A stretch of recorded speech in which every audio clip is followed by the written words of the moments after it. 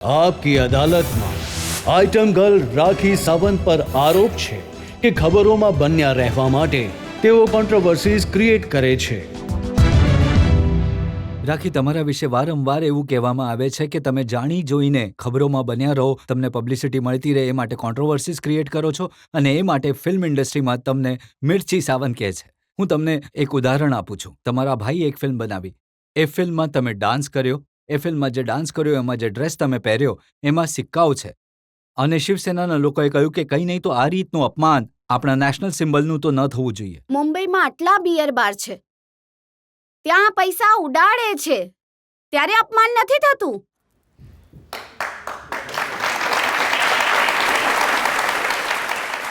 મેં તો સિક્કા છે, એક આખો કોસ્ચ્યુમ છે, કોસ્ચ્યુમની ઉપર મારા ભાઈએ સિક્કા ચિપકાવ્યા છે, કેમ કે ફિલ્મનું નામ છે હોટ મની। તમારી સાથે ભલે વિડીયો બને, ભલે ફિલ્મ બને, હોટ શબ્દ જરૂર આવશે।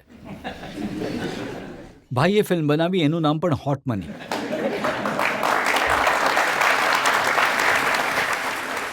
વિશ્વાસ કરો કે હું આખો દિવસ કોસ્ચ્યુમ પહેરીને ઊભી હતી આમ, અને એક એક સિક્કા નીચે પડતા જતા હતા, અને છતાંય હું ચિપકાવતી હતી। મને ખબર હતી કે આવું નહોતું થવું જોઈતું, નહોતું કરવું જોઈતું, પણ હવે તે સેન્સરમાં કપાઈ ગયું છે। એ ફિલ્મોમાં નથી દેખાડવામાં તમારો એ આવતું। સીન તો સેન્સરે કાપી નાખ્યો અને તમે જે શોઝ કરો છો એ મુંબઈની પોલીસે કાપી નાખ્યા। તમે જ્યારે કોઈ પણ શો કરવા જાઓ છો તો મહારાષ્ટ્રની પોલીસ એના પર રોક લગાવી દે છે। આ ખોટું છે સર, બિલકુલ એમણે જે કર્યું છે, હું મહારાષ્ટ્રની પોલીસથી હું બિલકુલ નારાજ છું, કેમ કે જુઓ, પરફોર્મન્સ કરવું એ મારો કોન્સ્ટિટ્યુશનલ રાઇટ છે। પોલીસનું આ રીતનું રિએક્શન મારા માટે એકદમ અનકોન્સ્ટિટ્યુશનલ છે। જો રાખી, આ વાત સૌથી પહેલા શરૂ થઈ હતી કોલ્હાપુરમાં, જ્યાં તમે જે શો કર્યો એના વિશે એ કહેવામાં આવ્યું કે તમે આટલા ઓછા કપડાં પહેર્યા હતા કે એ ઓબ્સીન લાગી રહ્યા હતા। મને બિલકુલ નથી લાગતું કે મેં કોઈ કપડાં ઓછા પહેર્યા હતા।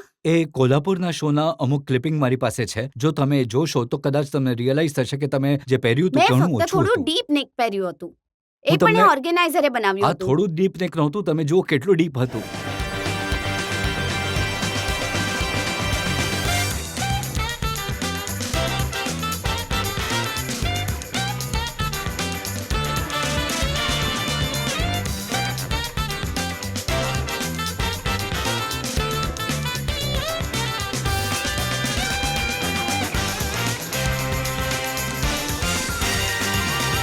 I can't hear you.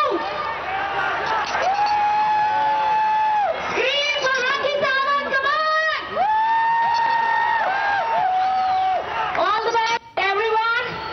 And Rakhi Sawant loves you a lot because I love you. Take care. Sir, હવે આને કેવી રીતે ડિફેન્ડ કરશો તમે? આ તો ઘણું ડીપ છે। સર, બીકોઝ આ કેમેરો જે મારેલો છે, ઝૂમ લગાડેલું છે। આ જાણી જોઈને ઝૂમ ત્યાં જ લગાડ્યું છે।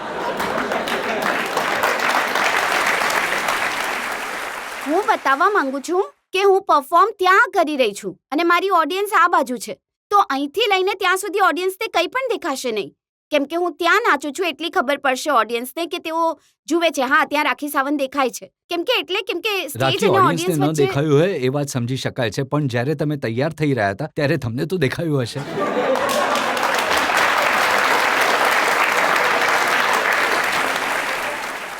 હું માનું છું કે થોડું મેં પહેલા જ કહ્યું કે સર થોડું ડીપ નેક હતું, પણ અગેન આ કોસ્ચ્યુમ મેં નહોતો બનાવ્યો। જે બ્રાન્ડને હેવવુડ 5000 ને હું પ્રેઝન્ટ કરતી હતી, તો એમણે ઘાઘરો, જેકેટ, એટલે સોંગની અંદર 3 કોસ્ચ્યુમ ચેન્જ કરવાના હતા મારે, હેવવુડ 5000 નું સ્કર્ટ, જેકેટ અને તો એમણે વારંવાર આ જ કોસ્ચ્યુમ રાખ્યા હતા।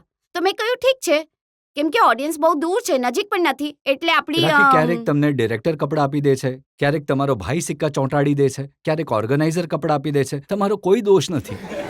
સર, હું બહુ ઇનોસન્ટ છું, મારો કોઈ દોષ નથી। મને જે કપડાં આપવામાં આવે છે હું પહેરી લઉં છું।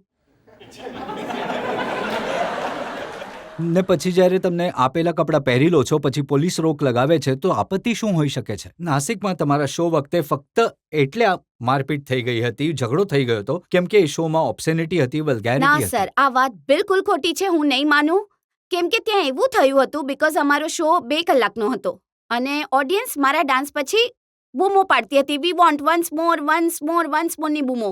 અને કેમ કે ઓર્ગેનાઇઝરને પોલીસે પરમિશન નહોતી આપી બીકોઝ કોર્ટનો જે રૂલ હતો એ અમારે માનવાનો હતો કે 2 કલાકની ઉપર પરફોર્મ નહોતું કરવાનું. અને ઓડિયન્સે કહ્યું કે વી વોન્ટ મોર પરફોર્મન્સ. તો ઓડિયન્સ આટલી મોંઘી 2-3 હજાર રૂપિયાની ટિકિટ લઈને આવે છે, મારી એટલી ફેન ફોલોઈંગ્સ છે. પહેલી વાર 35 થી 40 હજાર ઓડિયન્સ મારો શો જોવા માટે હવે એકબીજા ઉપર પડી રહ્યા છે કે રાખી ક્યાંકથી કંઈ દેખાઈ જાય, સર. અને ત્યાં પરસ્પર લડાઈ થઈ જાય છે. પોલીસ કેવી રીતે સંભાળશે ઓડિયન્સને?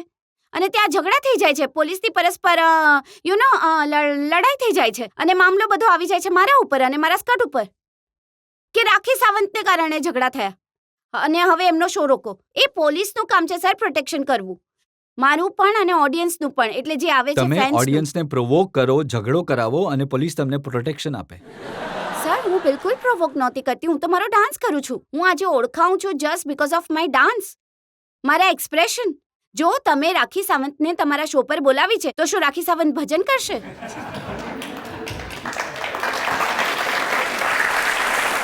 સર મને બુક કરવામાં આવી છે એક આઇટમ ગર્લ. એવરીબડી નોઝ રાખી સાવંત આઇટમ ગર્લ. તમે એને શો પર બોલાવી છે તો ઓફકોર્સ હું 15 મિનિટનો જે ડાન્સ કરું છું શ્વાસ લીધા વગર કન્ટિન્યુઅસલી હું ડાન્સ કરું છું. તો મને નથી દેખાતું કે હું વળું છું તો કેમેરો ક્યાં મારે છે. હું ડાન્સ કેમ કે મારો ડાન્સ છે. એટલે કેમ કે પોલીસને લાગે છે તમારા આવા ડાન્સને પોલીસને લઈ લાગે છે હું બહુ હોટ છું. તો હોટ છું તો છું, તો તેઓ મને પણ પ્રોટેક્ટ કરે, પબ્લિકને પણ પ્રોટેક્ટ કરે. એનો અર્થ એ નથી કે મારા શોઝ બંધ કરી પબ્લિકને દે. પ્રોટેક્ટ કરવા માટે જ તમારો શો બંધ કરવામાં આવે છે. એવું નથી સર. મને આવી વાત પણ મેં કહ્યું છે, હું લખીને આપવા માટે તૈયાર છું કોર્ટમાં પણ કે હું જ્યારે પણ પરફોર્મ કરીશ હું શોર્ટ ડ્રેસ નહીં પહેરું, પૂરા કપડાં પણ પહેરીશ. વલ્ગેરિટી અને ઓબ્સિનિટી ફક્ત તમારા શોમાં જ કેમ હોય છે? ના સર, મને તો ક્યાંયથી વલ્ગર નથી લાગી રહ્યું સર. ઓડિયન્સને પણ નથી લાગી રહ્યું. આવો ઓડિયન્સને જ પૂછીએ જો આ લોકો તમને આ વિશે કોઈ સવાલ પૂછવા ઈચ્છે છે કે તમારી વલ્ગારિટી વિશે, આ શો વિશે. જી હા, કલ્પના ચાવલા, મેઘા પાટકર, અરુંધતી રાય એ ભારતીય નારીની છબીને દુનિયામાં નવી ગરિમા પ્રદાન કરી છે. ત્યાં તમારા ભડકાઉ ગીતોએ એ છબીને બગાડવાની કોશિશ કરી છે. આમાં તમારો કેટલો દોષ છે એ કહેશો?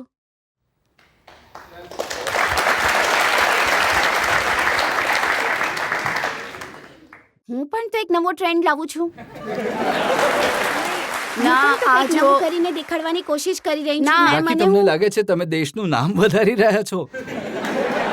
મેં કોઈ ઝઘડા નથી કર્યા. લોકોને હું હોટ લાગુ છું તો હું શું કરું? રાખી, આ માત્ર અહીં નથી. મને ખબર પડી છે કે તમને દુબઈમાં પણ બેન કરવામાં આવ્યા છે, ત્યાં પણ તમારું પરફોર્મન્સ રોકવું પડ્યું. દુબઈમાં હું પરફોર્મ કરતી હતી અને કોઈની એટલી હિંમત કે મારા પરફોર્મન્સમાં આવીને મને હાથ લગાડે તો મેં એક લાફો મારી દીધો. નેક્સ્ટ ડે હું બ્લેકલિસ્ટ થઈ ગઈ. હું ઇન્ડિયન છોકરી છું, તમારી પાસે અહીં પરફોર્મ કરવા આવી છું. તમે સ્ટેજ પર ચડીને મારા બોડીને હાથ કેવી રીતે લગાડી શકો? મેં મારી દીધો લાફો તો બ્લેકલિસ્ટ કરી દીધી તો કરી દીધી.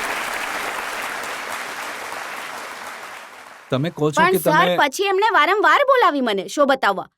ક્યારેય કોઈની હિંમત નથી થઈ કે આવીને હાથ લગાવે. રાખી, એક તરફ તો તમે જનતાને કહો છો કે કોઈએ હાથ લગાવ્યો અને તમે લાફો મારી દીધો, અને અમારી પાસે એવી પણ ક્લિપિંગ્સ છે કે કોઈએ તમને કિસ કરી, તમે એમને કિસ કરી, ત્યારે તમારો લાફો ક્યાંય દેખાયો નહીં.